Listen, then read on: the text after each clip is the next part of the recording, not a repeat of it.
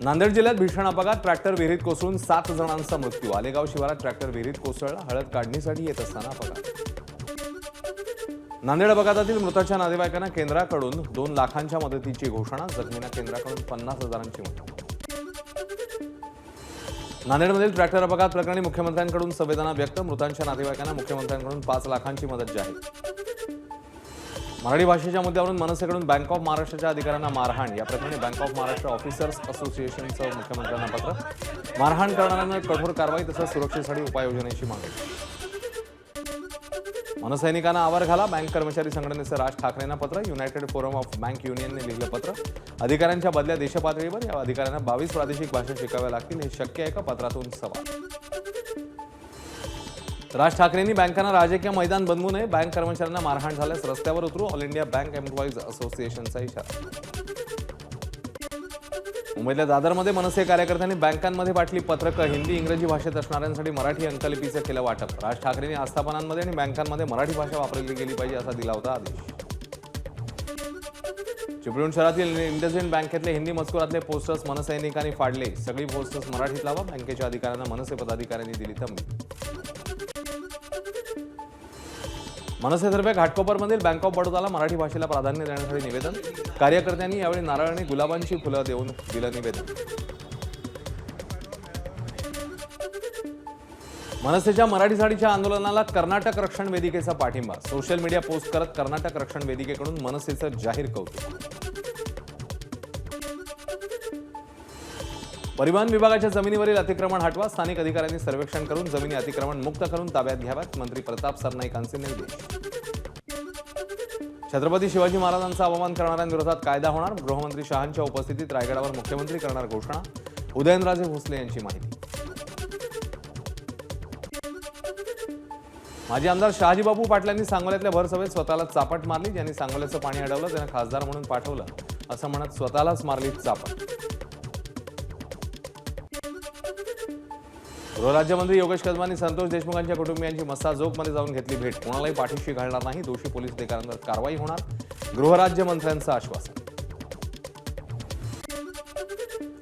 संतोष देशमुख हत्या प्रकरणी fast track कोर्टात चालवण्याची मागणी, धनंजय देशमुखांनी अजित पवारांना दिलं पत्र, सगळ्या बाबतीत थोडी दिरंगाई झाली, अजित पवारांनी मान्य केलं, धनंजय देशमुख यांची प्रतिक्रिया।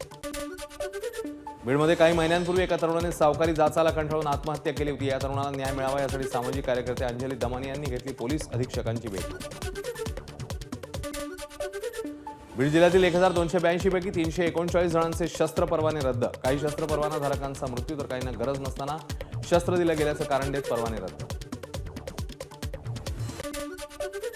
विधानसभा निवडणूक शपथपत्रामध्ये धनंजय मुंडे यांनी खोटी माहिती दिल्याची करुणा मुंडेंची तक्रार, सुनावणीत कोर्टाने दोन्ही बाजूंचं म्हणणं ऐकून घेतलं, पुढची सुनावणी 3 मे रोजी। सतीश भोसले उर्फ खोक्याला वनविभागाच्या अधिकाऱ्यांकडून मारहाण, खोक्याच्या वकिलांनी आरोप केलेला, या प्रकरणी वनविभागाच्या अधिकाऱ्यांविरोधात तक्रार करणार असल्याची वकिलांची माहिती।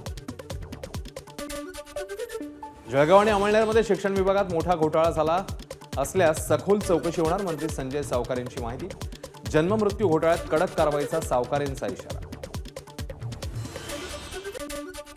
उन्हाचा त्रास होऊ नये यासाठी तुळजाभवानी देवीला मखमली पंख्याने हवा, दुपारी देवीला दररोज लिंबू सरबत अथवा कैरीचं पन्ह देण्यास सुरुवात, दरवर्षी मृग नक्षत्राचा पाऊस पडेपर्यंत ही सेवा करण्याची परंपरा। श्रीराम जन्मोत्सवानिमित्ताने भंडाऱ्यात सामूहिक रामरक्षा पठणाचा कार्यक्रम, 1,500 शालेय विद्यार्थ्यांचा सहभाग। साईबाबा संस्थांच्या रुग्णालयामार्फत सुरू झालेल्या नवीन आय बँकेच्या माध्यमातून यशस्वी नेत्र प्रत्यारोपण शस्त्रक्रिया, भोकरदनमधील भगवान तळेकर यांनी दृष्टी प्राप्त झाल्यावर साईंचं दर्शन घेत रुग्णालय प्रशासनाचे मानले आभार।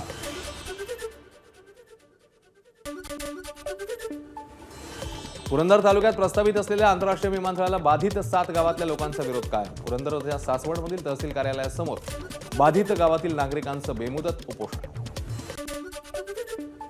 नाशिकच्या पंचायत समितीसमोर आदिवासी महिलांचा हंडा मोर्चा, बेलगाव ढगा विलोळी या गावात अनेक दिवसांपासून पाणी येत नसल्यानं महिला आक्रमक। सोलापुरात 600 घंटागाडी कर्मचाऱ्यांचं धरणं आंदोलन, किमान वेतन मिळावं, PF-ESI मिळावा तसंच हक्काच्या 4 सुट्ट्या मिळाव्यात या मागण्यांसाठी बेमुदत धरणं आंदोलन, मागण्या मान्य होत नाहीत तोपर्यंत सोलापूर शहरातील घंटागाडी कामगार काम बंद करणार। सोलापूरमध्ये बनावट ॲप तयार करून एका इंजिनियरची 42,10,000ची फसवणूक. पैसे दुप्पट करण्याच्या हव्यासाला बळी पडल्यानं फसवणूक. मात्र पोलिसांच्या कौशल्याने गुंतवलेल्या पैशांपैकी 41,10,000 रुपये परत नाही. धाराशिवच्या भूम तालुक्यातील दूध डेअरी चालकाची 24 लाखांची ऑनलाईन फसवणूक. बँक खातं अपडेट करायचं सांगून घातला गंडा. व्हॉट्सअप फाईल पाठवली, डाउनलोड करताच बँक खातं साफ. नंदुरबारमधील आदिवासी विकास विभागाच्या प्रकल्प कार्यालय परिसरात चोरी. गाडीची काच फोडून रोकड केली लंपास. पोलिसांकडून चोरांचा शोध सुरू. सांगलीच्या आटपाडी तालुक्यात 70 ब्रास वाळू साठा जप्त. तालुक्यातील वाळू चोरीला अटकाव करण्यासाठी स्थानिक नागरिकांनी सहकार्य करावं. तहसीलदार सागर ढवळेंचं आवाहन.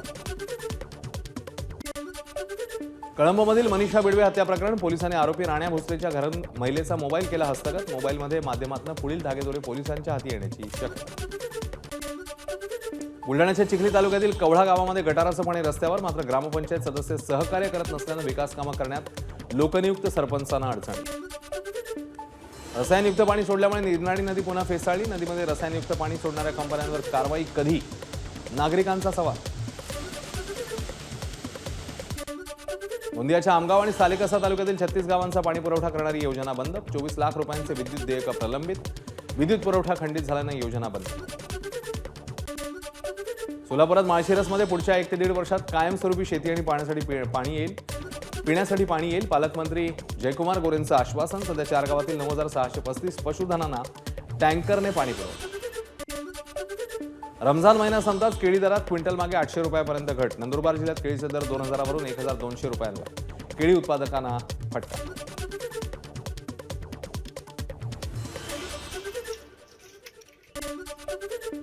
पालघरच्या तारापूर बोईसर मार्गावर कंपनीच्या खासगी बसला अपघात. ब्रेक फेल झाल्याने बस झाडावर आदळली. सुदैवाने जीवितहानी टळली.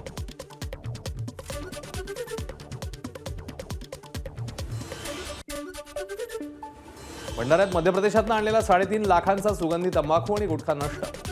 सिहोरा पोलिसांची कारवाई.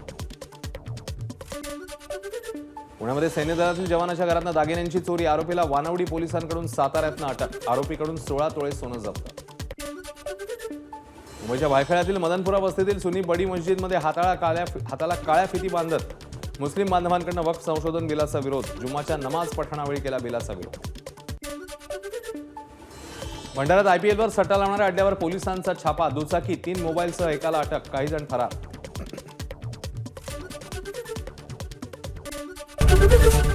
एबीपी माझा, उघडा डोळे बघा नीट.